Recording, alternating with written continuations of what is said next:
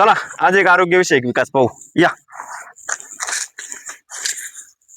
घनकचरा व्यवस्थापनासाठी एवढ्या मोठ्या प्रमाणात खर्च होतोय आणि घनकचरा बघा तुम्ही कुठे हे टाक्यात बांधून ठेवल्यात. एका टाकीत एक कचरा पण नाही. आणि कचऱ्याचे प्रकार जर समजत नसतील यांना तर कशाला उद्योग करतात? पैसे खायची कामं फक्त.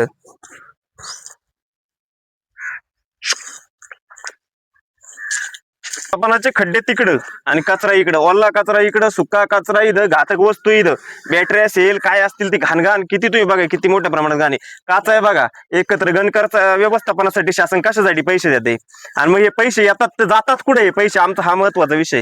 हा लय मोठ्या प्रकारचा विकास आहे आपला. चला तर पाहू शकता हा कचऱ्याचा ढीग तुम्ही पाहू शकता कसा प्रचंड असा मोठ्या प्रमाणात कचरा पडलेला आहे उघड्यावरती आणि तो पेटवला गेलेला आहे. आणि ह्या कचऱ्याच्या ढिगापासून जिथं हा पेटवला जातो साधारणतः नदीच्या पलीकडेच म्हणजे 500 मीटरच्या अंतरावरती आपली मराठी शाळा किंवा हायस्कूल आहे.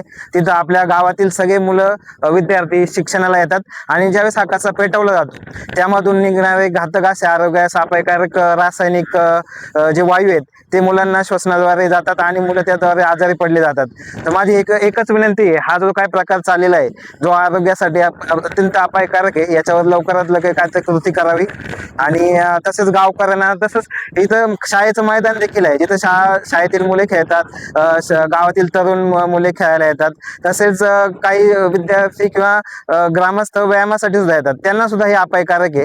तर माझं ही एकच विनंती आहे की लवकरात लवकर यावरती काहीतरी ऍक्शन घडून लवकर याची विल्हेवाट लावावी.